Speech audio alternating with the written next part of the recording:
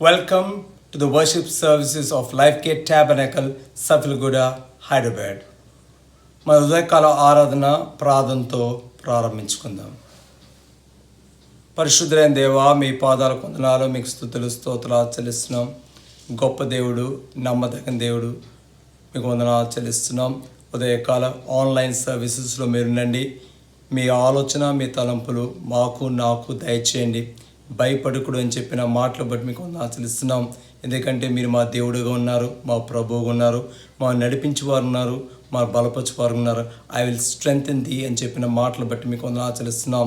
ఈ యొక్క సమయాల్లో భయంకరమైన పరిస్థితుల్లో ప్రభువా నాయన, ఈ కరోనా వైరస్ని బట్టి ఎక్కడ చూస్తున్నా ఎంతో భయంగా ఉంది.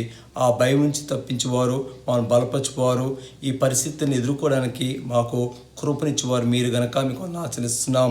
ఉదయకాల ఆరాధన మీరు ఉండండి. మీ ఆలోచనలు, మీ తలంపులు, మీ వర్తమానం మాకు దయచేసి దీవించి ఆశ్రయించి నడిపించమని యేసుక్రీస్తు అడుగుచున్నాం తండ్రి, ఆమేన్.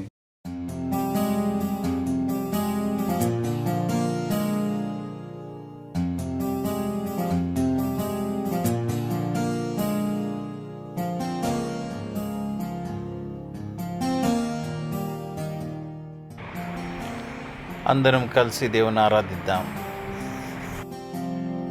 లెక్కించలేని స్తోత్రముల్ దేవా ఎల్లప్పుడూ నే పాడెదన్. లెక్కించలేని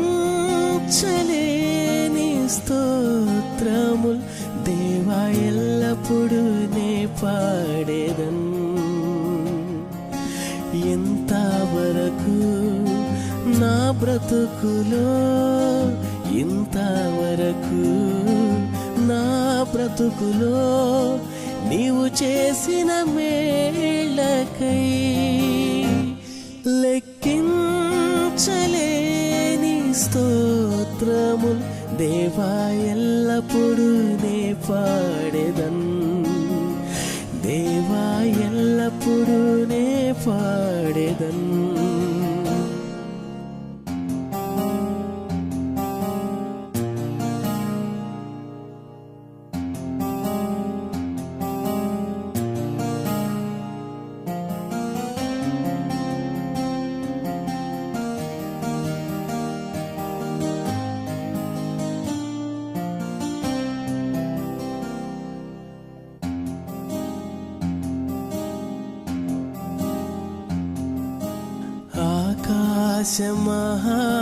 ఆకాశముల్ దాని క్రిందున్న ఆకాశము,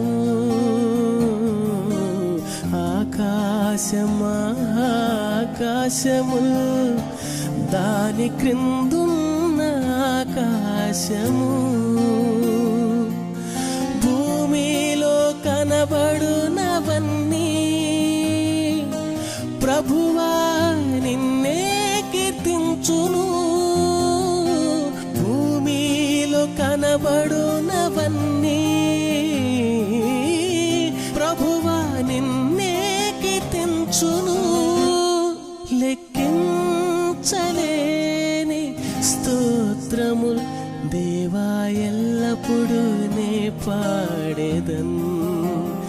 దేవా ఎల్లప్పుడూ నే పాడెదన్.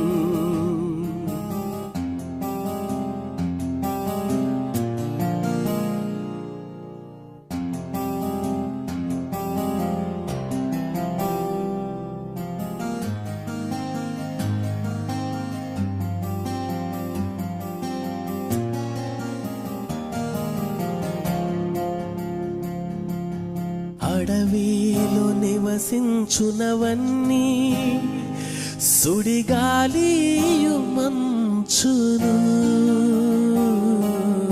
అడవిలో నివసించునవన్నీ సుడిగాలియు మంచును, భూమిపై నున్నవన్నీ దేవా నిన్నే పొగడును.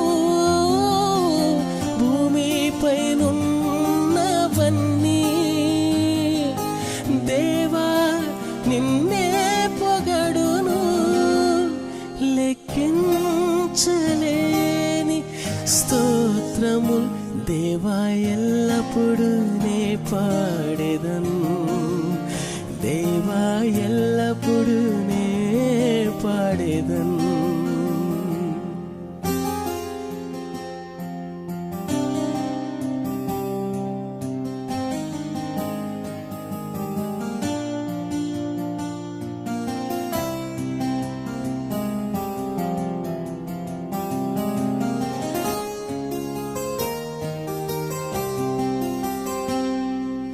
నీటిలో నివసించు ప్రాణులు, ఈ భూమిలోని జీవరాశులు, నీటిలో నివసించు ప్రాణులు, ఈ భూమిలోని జీవరాశులు, ఆకాశమున ఎగురునవన్నీ ప్రభువా నిన్నే కీర్తించును, ఆకాశమున ఎగురునవన్నీ ప్రభువా నిన్నే కీర్తించును. లెక్కించలేని స్తోత్రము దేవా ఎల్లప్పుడు నే పాడెదను, లెక్కించలేని స్తోత్రము దేవా ఎల్లప్పుడు నే పాడెదను. ఇంతవరకు నా బ్రతుకులో, ఇంతవరకు నా బ్రతుకులో నీవు చేసిన మేళకై లెక్కించలేని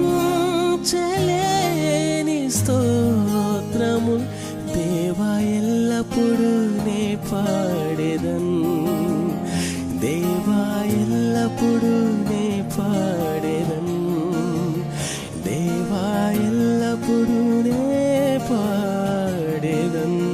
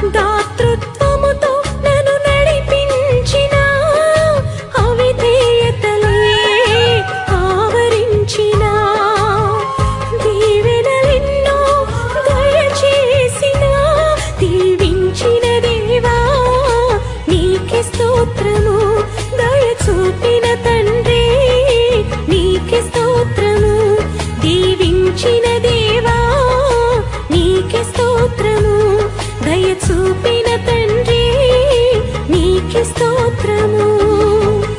గడచిన కాలము కృపలో మమ్ము దాచిన దేవా నీకే స్తోత్రము.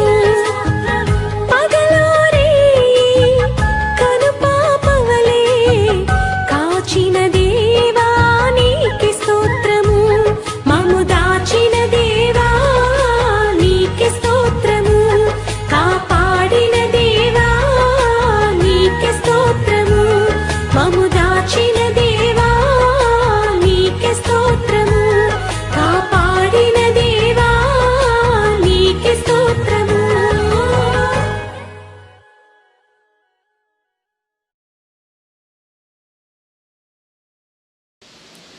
ప్రభువునందు ప్రియమైన దేవుని బిడ్డలకు ప్రభువైన యేసుక్రీస్తు నామంలో మీ అందరికీ శుభములు తెలియజేసుకుంటున్నాం. ఉదయకాలంలో ప్రత్యేకంగా ఈ వీడియోని వీక్షిస్తున్న ప్రజలందరికీ, ప్రత్యేకంగా మా ఎల్జిటి సంఘానికి ఎంతో నేను కృతజ్ఞుడనై ఈ వాక్యభావం, ఆరాధన వాక్యభావం తీసుకొని ఎంతో ఆశతో మీ ముందు కనబట్టకు దేవుడిచ్చిన కృపకై ఆ దేవాతి దేవునికి యుగ యుగంలో మహిమయు ఘనతయు ప్రభావం చెల్లునుగాక. మన ఆరాధన నిమిత్తమై, ఆరాధన వాక్యం కొరకై ప్రభుని మనం ఆరాధించడానికి వీలుగా ఈ ఉదయకాలంలో అపోస్తులైన పౌలు కొరింథీయులకు రాసిన మొదటి పత్రిక 8వ అధ్యాయము 6వ వచనం మనం ధ్యానించుకుందాం. అపోస్తులైన పౌలు కొరింథీయులకు రాసిన మొదటి పత్రిక 8వ అధ్యాయము 6వ వచనాన్ని మనం క్లుప్తంగా ధ్యానించుకుందాం. దేవుడు సమయమిచ్చిన కొలది మనము ధ్యానించుకొని మనం ఆరాధనలోకి వెళ్దాం. ఆకాశమందైనను భూమి మీదనైనను దేవతలనబడినవి ఉన్నను మనకు ఒక్కడే దేవుడున్నాడు, ఆయన తండ్రి. ఆయన నుండి సమస్తమును కలిగెను, ఆయన నిమిత్తము మనమున్నాం. మరియు మనకు ప్రభు ఒక్కడే, ఆయన యేసుక్రీస్తు. ఆయన ద్వారా సమస్తమును కలిగెను, మనము ఆయన ద్వారా కలిగిన వారం. చిన్న ప్రార్థన చేసుకుందాం. మమ్మలను మిక్కిలిగా ప్రేమించిన మా ప్రియ పరలోకపు తండ్రి, ఉదయకాలంలో మరో ప్రయాణి పరిశుద్ధ సన్నిధిలోనికి రాగలటకు ఇచ్చిన కృపకై వందనాలు. ప్రత్యేకంగా ప్రభా చదువుకున్న వాక్య భాగంలో మా వెనుకలో దీవించుము, ఆశీర్వదించుంచండి. మేము నీకు నమ్మకమైన సాక్షులుగా, మా ఆరాధన నీకు ఇష్టమైనదిగా, నువ్వు అంగీకరించేదిగా ఉండటకు నీ సాయం చేసి నడిపించము. చదువుకున్న వాక్య భాగంలో మరియు ప్రయాణి సందేహం పట్టుకొంచున్నాం ప్రభా. ఆత్మపూర్ణమై వాక్యంను ధ్యానించుటకు కావలసిన నీ ఆత్మ సహాయము దయచేయమనైనా, నీ ఆత్మ నడిపింపు దయచేయం ప్రభా. ఎందుకంటే మా ఆధారము, మా ఆశ్రయం నీవై ఉంటున్నావు కాబట్టి నీకు వందనాలు చెల్లించుకొంచిన ప్రభా. వీక్షిస్తున్న ప్రతి ఒక్క బిడ్డను బట్టి నీకు వందనాలు ప్రభా. రీతిగానే సంఘం ప్రభా, మా ఎల్జిటి సంఘం కొరకై నీకు వందనాలు చెల్లించుకొంచున్నాం. అనేకులు ప్రభా ఈ క్లిష్ట పరిస్థితుల్లో, ఈ భయంకరమైన దినాల్లో మేము ఉంటుండగా మా సహాయము, మా కోట, మా కొండ, మా ఆశ్రయ దుర్గం నీవై ఉంటున్నావు కాబట్టి నీకు వందనాలు చెల్లించుకొంచున్నాం. మమ్మల్ని విడవని, ఎడబాయిని దేవుడని నీకు వందనాలు చెల్లించుకొంచిన మెట్టు ప్రభా. ఉదయకాలంలో ఈ వాక్య భాగంలో మా వెనుకలో దీవించి ఆశ్రయించి నా మైపరుచుకోనమని నన్ను నీకు సమర్పించుకుంటూ ప్రభా, వీక్షిస్తున్న బిడ్డల కంటే ఎన్నో శ్రేష్టమైన వాడిని కాదు ప్రభా. కేవలం ప్రభా నీ ఉచితమైన కృపలో నన్ను జ్ఞాపకం చేసుకున్నావు కాబట్టి నా రక్త ప్రోక్షణ నాకు అనుగ్రహించు. వినుచున్న బిడ్డలకు కూడా దయచేసి నా మైపరుచుకోనమని మమ్మల్ని నీకు సమర్పించుకుంటూ యేసుక్రీస్తు ప్రభారి శ్రేష్టమైన శక్తి కలిగిన మహోన్నతమైన నామములో స్తుతించి ప్రార్థించి వేడుకొచ్చున్నాం తండ్రి. ఆమేన్, ఆమేన్. ప్రియమైన దేవుని సంగమా, ఈ వాక్యముల ద్వారా దేవుడు మనతో ఎంతో మాట్లాడతాడు. ఎంతో చక్కటి వాక్య భాగంలో అపోస్తలుడైన పౌలు యొక్క ప్రత్యక్షతలు, వాటిని ధ్యానించిన కొలది అద్భుతము, అగోచరము. అందుకే రోమీయులకు రాసిన పత్రిక 8వ అధ్యాయం అంటాడు, ఆహా దేవుని యొక్క బుద్ధి జ్ఞానంలో బాహుల్యం ఎంత గంభీరం అని మాట్లాడుతూ ఉంటాడు. అవును, ఏ మానవుడు గ్రహించలేనటువంటి ఆ బుద్ధి జ్ఞానంలో బాహుల్యం అంత గొప్పదనమాట. ఆ రీతిగా ప్రియమైన దేవుడు మనం చదువుకున్న వాక్య భాగం అదే అపోస్తలుడైన పౌలు కొరింథీ పత్రిక రాస్తూ ఈ 8వ అధ్యాయంలో విగ్రహాధనకు బలిగా అర్పించు వాటి విషయం మాట్లాడుతూ మధ్యలోకి వచ్చేసరికి ఈ వింతైన మాటలు, ఆ వింతైన మాటలు, శ్రేష్టమైన మాటలు, అమూల్యమైన మాటలు రాస్తూ ఏమంటాడంటే, ఆకాశమందైనను భూమి మీదనైనను దేవతల అనబడినవి ఉన్నను మనకు ఒకడే ఒక దేవుడు. ఈ లోకస్తుల వలయం మాది కాక మనకు ఒకటే ఒక దేవుడు ఉన్నాడు. ఆ ఒకడే ఒక దేవుడు, ఆయన తండ్రి అనే దేవుడు. ఆయన ఎవరంటే ఆ దేవుడు తండ్రి అనే దేవుడు. ఆయన నుండి సమస్తం కలిగినాయి. ఆయన నిమిత్తము మనమున్నామంటే ఆయన నిమిత్తం మనమున్నాం. ఆయన కొరకు ఆయన మనల్ని ఏర్పరచుకున్నాడు. ఏర్పరచుకున్నాడు అంటే కింది భాగంలో ఏమంటుందంటే, మరియు మనకు ప్రభు ఒక్కడే, ఆయన యేసుక్రీస్తు. మనకు ప్రభు ఒక్కడే ఉన్నాడు. మన ప్రభు, మన రాజు, మా నాయకుడు, మా విమోచకుడు అయినటువంటి ప్రభు ఒక్కడే ఉన్నాడు. ఆయన యేసుక్రీస్తు ప్రభు. ఈ యేసు అనే దానికి అర్థం ఏంటంటే రక్షణ. క్రీస్తు అనే దానికి అభిషక్తుడు, అనగా మనల్ని రక్షించడానికి తండ్రి చేత అభిషేకం పొందిన ఈ యేసుక్రీస్తు అన్నమాట. ఆయన ద్వారా సమస్తము కలిగెను, ఆయన ద్వారా మనం కలిగిన వారం.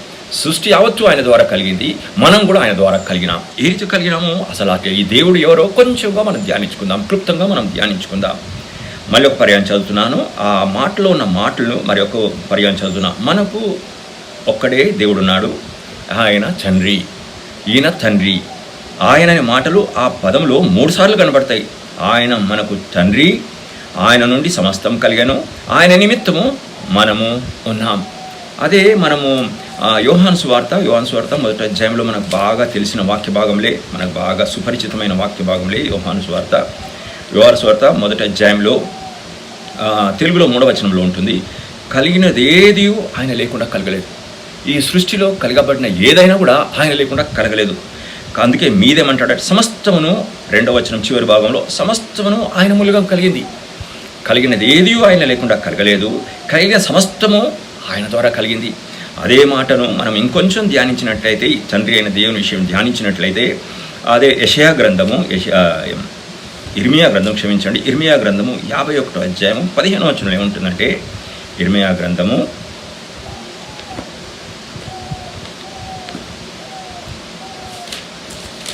51వ అధ్యాయము 15వ వచనం. ఇర్మియా గ్రంథము 51వ అధ్యాయము 15వ వచనం. ఆయన తన బలము చేత భూమిని సృష్టించాడు, తన ప్రజ్ఞ చేత ప్రపంచమును స్థాపించాను. తన జ్ఞానం చేత ప్రపంచమును స్థాపించాను, తన ప్రజ్ఞ చేత ఆకాశమును విశాలపరిచాను.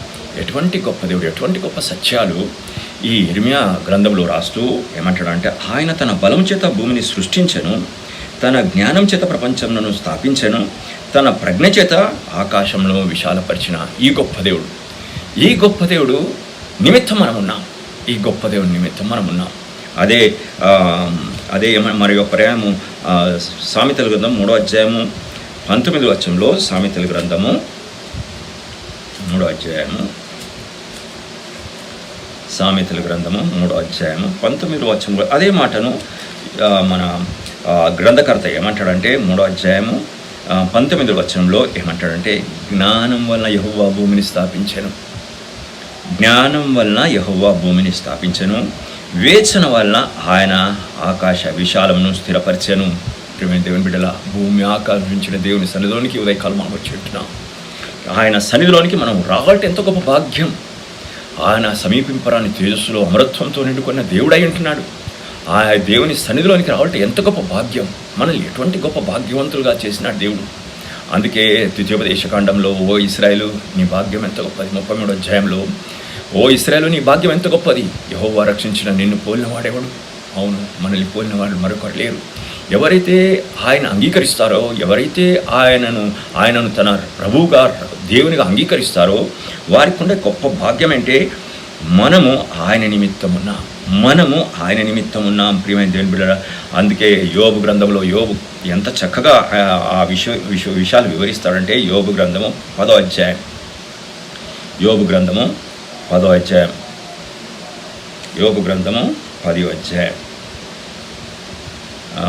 ఏమంటాడంటే, 10వ అధ్యాయం 11వ వచనంలో ఏమంటాడంటే, చర్మముతోనూ మాంసముతోనూ నీవు నన్ను కప్పితివి, ఎముకలతోనూ నరములతోనూ నన్ను సంధించితివి. మనం ఏ రీతిగా సృజించబడ్డామో వివరిస్తూ మాట్లాడతాడు. ఏంటంటే, చర్మముతోనూ మాంసంతోనూ నీవు నన్ను కప్పితివి, ఎముకలతోనూ నరములతోనూ నన్ను సంధించితివి అనుకుంటూ 8వ వచనంలో, నీ హస్తములు నాకు అవయవ నిర్మాణం చేసి నన్ను నిరూపించినాయి. ఇంకా 9వ వచనంలో, జిగట మన్నుగా నీవు నిర్మించినావు. జిగట మన్నుగా మమ్మల్ని నిర్మించిన మనము అందుకే మన్నైన వారమే. నేల మంటి నుండి నరుని సృజించిన మనకు ఆదికాండం 1వ అధ్యాయంలో 2వ అధ్యాయంలో కనబడుతూ ఉంటుంది. 2వ అధ్యాయంలో కనబడుతూ ఉంటుంది. నేల నుండి మంటి నుండి మానవుని సృజించిన ఈ మంటి వాడిని కొరకై దేవుడు ఉన్న తాపత్రయం ఎంత గొప్పదంటే, ఎందుకనగా తన స్వహస్తములతో మనల్ని నిర్మించుకున్నాడు దేవుడు. అందుకే ఏమంటాడు 8వ వచనం, నీ హస్తములు నాకు అవయ నిర్మాణం చేసి ఉన్నాను. నీ హస్తాలు నాకు అవయం. ఏ రీతిగా చర్మం ఎక్కడ ఉండాలి, మాంసం ఎక్కడ ఉండాలి, నరాలు ఎక్కడ ఉండాలి, ఎముకలు ఎక్కడ ఉండాలి, ప్రతిదీ సమస్తం ప్రభువుకు తెలుసు. కాబట్టి ఎంతో భయంకరమైన దినాల్లో ఉంటున్నాం. ఈ ఈ ఈ భయంకరమైన కరోనా దినాలకు దేవుడు ఆశ్చర్యత అద్భుత రీతిగా మనల్ని కాస్తూ ఉన్నాడు. ఎందుకంటే మనం ఆయన చేసిన వారం, ఆయన పని అయి ఉన్నాం. అందుకే కిందికి మాట్లాడుతూ ఏమంటాడంటే యోబు గ్రంథం 10వ అధ్యాయము 11వ వచనంలో, చర్మంతోనూ మాంసంతోనూ నీవు నన్ను కప్పితివి, ఎముకలతోనూ నరములతోనూ నన్ను సంతించితివి, జీవమును అనుగ్రహించి, ఏ జీవమైతే ఆదాం దగ్గర నుంచి పోగొట్టుకున్నామో ఆ జీవం మనకు అనుగ్రహించి నా ఎడల కృప చూపితివి. ఏ జీవంనైతే ప్రభువా మనము ఆదాం ద్వారా పోగొట్టుకున్నామో, మొదటి ఆదాం ద్వారా పోగొట్టుకున్నామో ఆ జీవము మనకు అనుగ్రహించడానికి ఆయన కృప చూపినాడు. ప్రేమ దేవుని బిడ్డలారా, అందుని బట్టి మనం ఆరాధించాలని, అందుని బట్టి ఆరాధిగా. ఇంకా ఏమంటాడు కింది చరణంలో, కింది లైన్లో, నీ సంరక్షణ చేత నా ఆత్మను కాపాడినావు. ఎప్పుడైతే ఆదాము పాపం చేసినాడో ఈ ఆత్మ పొల్యూటెడ్ అయిపోయింది, ఈ కలుషితం అయిపోయింది. కాబట్టి దాంట్లో నుంచి మమ్మల్ని రక్షించడానికి నీ సంరక్షణ చేత నా ఆత్మను కాపాడితీవి. ఎందుకంటే ప్రేమైన దేవుని బిడ్డలారా, ఎందుకంటే అదే దాంట్లో మన యోబు గ్రంథము 33వ అధ్యాయం అనుకుంటాను. యోబు గ్రంథము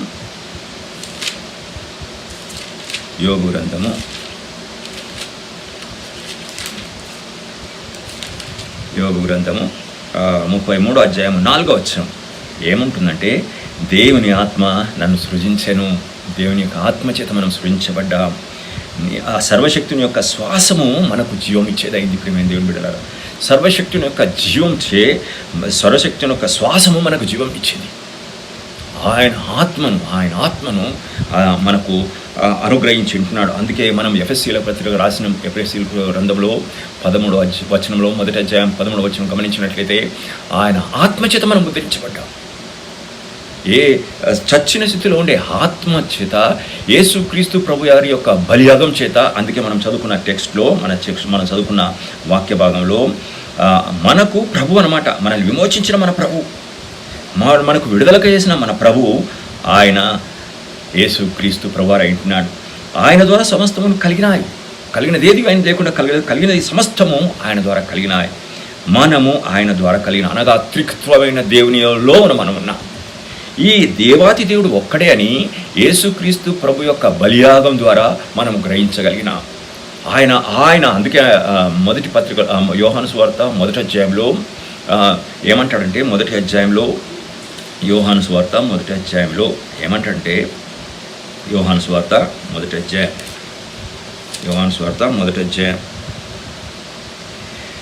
18వ వచనంలో, ఎప్పుడైనను దేవుని చూడలేదు. 18వ వచనం, ఎవడును మొదటి అధ్యాయం యోహాను సువార్త 1వ అధ్యాయం 18వ వచనం, ఎవడును ఎప్పుడైనను దేవుని చూడలేదు, తండ్రి రొమ్మన ఉన్న అద్వితీయ కుమారుడే ఆయనను బలపరిచాడు.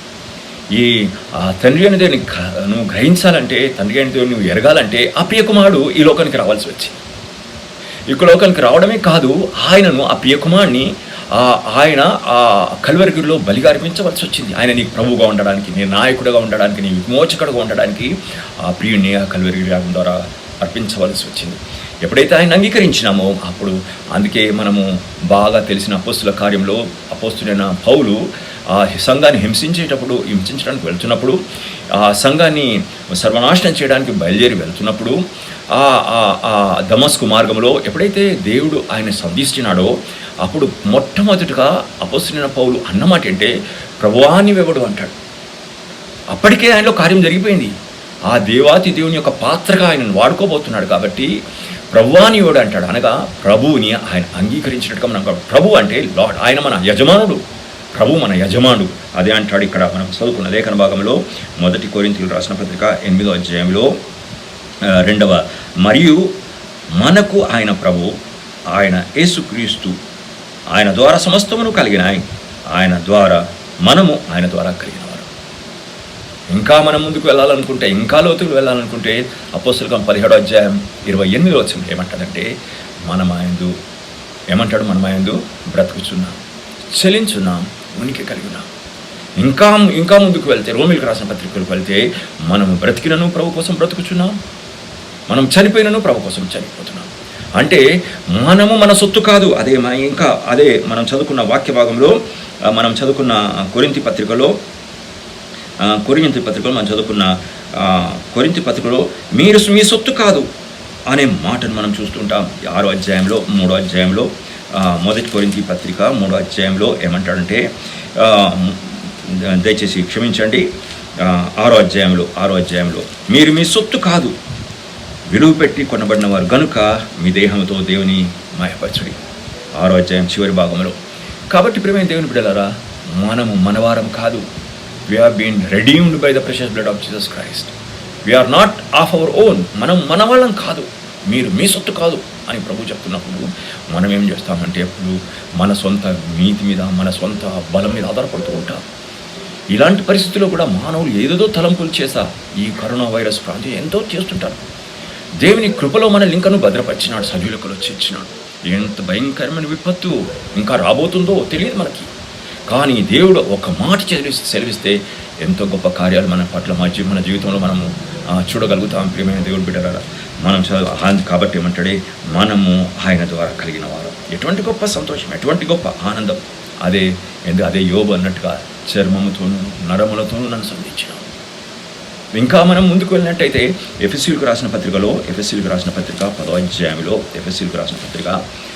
అధ్యాయంలో ఏముంటుందంటే, 2వ అధ్యాయం 10వ వచనంలో ఎఫెసీయులకు రాసిన పత్రిక, అపోస్తలుడైన పౌలు ఎఫెసీయులకు రాసిన పత్రిక 2వ అధ్యాయం 10వ వచనంలో చివరి భాగం చదువుతున్నాను. మనము క్రీస్తు యేసునందు సృష్టించబడిన వారం, ఆ ప్రియుడు ఆ కల్వరి యాగధార చిందించిన అమూల్య రక్తముతో మనం కొనబడిన వారం. మనం పొందవలసిన శిక్షను ఆ ప్రియుడు ఆ కల్వరిలో పొందినాడు. మనము ఆ శిక్షకు అర్హులం. మనమే ఆ దేవుని యొక్క ఉగ్రతకు పాత్రులం.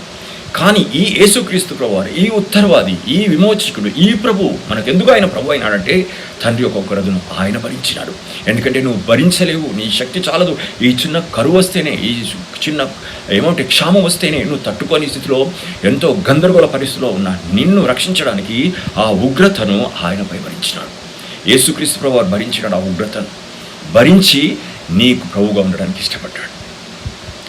అందుకే మనము మన సొత్తు కాదు. ఎందుకంటే ఆయన జీవం మనలో ఉంది, క్రీస్తు జీవం మనలో ఉంది. క్రీస్తు జీవంతో అయితే మనం నింపబడ్డాం. కాబట్టి మనం ఆయన నిమిత్తం ఉన్నాం, ఆయన కొరుకున్నాం, ఆయన స్వాస్థ్యంగా, ఆయన ఐశ్వర్యంగా మనం చేయబడ్డాం. ఎటువంటి గొప్ప భాగ్యం, ఎటువంటి గొప్ప భాగ్యం.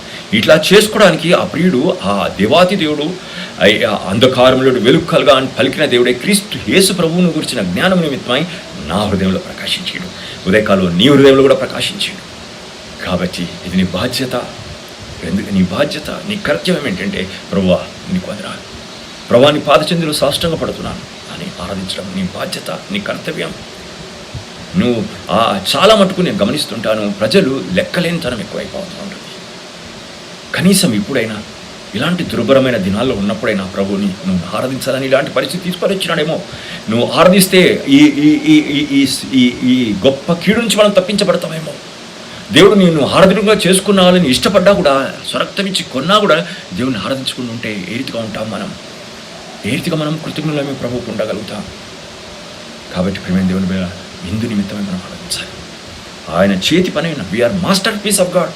ఎంతో అమూల్యమైన వారం, ఆ అమూల్య రక్తం చేత ప్రోక్షించబడిన వారం. కాబట్టి ఆ ప్రియుడు ఆ కల్వరితో ఘోరాతి ఘోరమైన సిలువను భరించినాడు. కాబట్టి నీవు నేను ఆయనకు తగినట్టుగా, ఆయనకు బిడ్డలంగా నీ క్రయదను ఆయన చెల్లించినాడు, నీ రుణము ఆయన తీర్చినాడు. ప్రేమైన దేవుని బిడ్డలా, కాబట్టి మనం ఆయన ఆరాధించ బద్ధిజమై ఉంటున్నాం. అందుకే ఆయన నిమిత్తం మనం ఉన్నామని కొరింథీ పత్రికలో మనం చదువుకున్నామంటే, అక్కడ 3 సార్లు తండ్రి దేవుని విషయమై, ఆయన తండ్రి, ఆయన నుండి సమస్తం కలిగను, ఆయన నిమిత్తం మనం ఉన్నామని తండ్రి విషయం మాట్లాడతాడు. ఆర్తి అనే కుమారుని విషయమై, మనకు ప్రభు ఒక్కడే, ఆయన యేసుక్రీస్తు ప్రభు. ఆయన యేసుక్రీస్తు ప్రభు, ఆయన ద్వారా సమస్తమును కలిగెను, మనము ఆయన ద్వారా ఉన్నాము. ఆయన ద్వారా ఆయన ద్వారా ఆయన ద్వారా ఆయన నిమిత్తము ఆయన నిమిత్తము ఆయన నిమిత్తం. ప్రియమైన దేవుని బిడ్డ, మనం ఆయన నిమిత్తం ఉన్నాము. మన నిమిత్తం కాదు, మనం అందుకే జీవించేవాడు ఇక నువ్వు నేను కాదు, క్రీస్తే నా యందు జీవించున్నాడు. అలాంటి అనుభవంకి నువ్వు కూడా నేను కూడా రావాలని ఇలాంటి వాక్య భాగం నీ కొరకు నా కొరకు ప్రభు రాసిపెట్టినాడు. ఎటువంటి గొప్ప ధన్యత! ప్రభువును ఆరాధికులుగా మనం ఉండాలి. అందుకే యెషయా గ్రంథంలోనికి ఒకసారి వెళ్దాం. యెషయా గ్రంథము 43వ అధ్యాయం. యెషయా గ్రంథము 43వ అధ్యాయం. యెషయా గ్రంథము, దేవుడు ఎందుకొరకు నీ కొరకై ఆ ప్రాణాన్ని పెట్టాడు, ఎందుకొరకై నిన్ను తన సొత్తుగా చేసుకున్నాడంటే ఇక్కడ చాలా విశదంగా రాయబడి ఉంది. ఏమంటే యెషయా గ్రంథము 43వ అధ్యాయము 21వ వచనంలో, నా నిమిత్తము నేను నిర్మించిన జనులు నా స్తోత్రమును ప్రచురం చేయాలి. ఎందుకు నిన్ను సృజించినాడు, ఎందుకు ఆయన చేతి పనిగా నేను చేసినాడంటే, నా నిమిత్తము నేను నిర్మించిన జనులు నా స్తోత్రమును ప్రచురము చేయాలి. ఇది నీ బాధ్యత, ఇది నీ కర్తవ్యం. ఎన్ని రోజుల నుంచి దేవుని ఆరాధించినావు? ఎన్ని సంవత్సరాలైంది ప్రభుని ఆరాధించి? ఎన్ని నెలలైంది ప్రభుని ఆరాధించి? ఎన్ని వారాలైంది ప్రభుని ఆరాధించి? ఎన్ని దినాలైంది ప్రభుని ఆరాధించి? ఎన్ని గంటలైంది ప్రభుని ఆరాధించి? అనుక్షణం అనునిత్యం ఆయన ఆర్థికులుగా ఉండడాన్ని నేను ఎన్నుకున్నాడు. అందుకే ఆ గొప్ప క్రయాన్ని ఆ కల్వరిలో చెల్లించి నీకు ప్రభువుగా ఉండడానికి ఇష్టపడ్డాడు. అందుకే ప్రకటన గ్రంథం చివరిగా ముగింపులోనికి వస్తున్న ప్రకటన గ్రంథము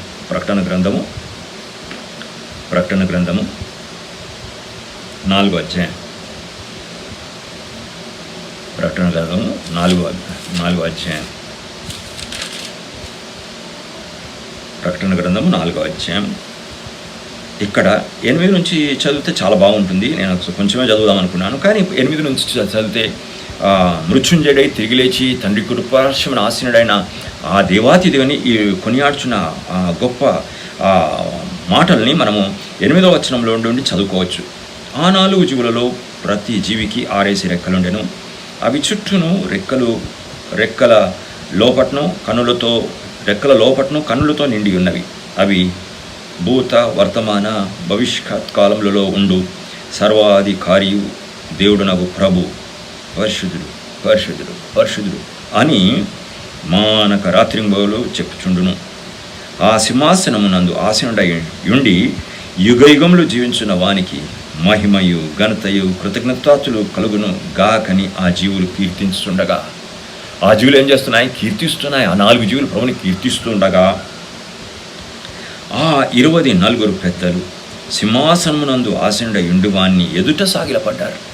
24 పెద్దలు సింహాసనాసీనులైన 24 పెద్దలు ఆ సింహాసనం నుంచి లేచి ఆ సింహాసనాసీనుడు నుండి వాని ఎదుట సాగిలపడి యుగ యుగములు జీవించిన వానికి నమస్కారం చేయొచ్చు అనగా ఇంగ్లీష్లో వర్షిప్ అని ఉంటుంది. ఆ మాటకి నమస్కారం చేయటం, ఆయన ఆరాధిస్తూ, ప్రభువా మా దేవ, నీవు సమస్తమును సృష్టించినావు. నేను ఉదయకాలు నీ సన్నిధిలో ఉదయకాలం మేము ఉన్నామంటే నీవు సృష్టించినావు కదా ప్రభా, నువ్వు సృష్టించినావు, నువ్వు కలుగజేసినావు, నువ్వు విమోచించినావు, నువ్వు క్రయదనం చెల్లించినావు, నన్ను పరలోక రాజ్య వారసునిగా చేసినావు, నన్ను చీకటి నుండి ఆశ్చర్యకరంగా పిలిచినావు. ఎందుకంటే పరలోక సంబంధమైన ప్రతి ఆత్మీయ ఆశను నేను ఆశురంతో నేను నింపబడాలని, అనుభవించాలని నువ్వు పిలిచినావు. కాబట్టి ప్రభువా, నువ్వు యుగయుగంలో జీవించువానికి నమస్కారం చేయొచ్చు.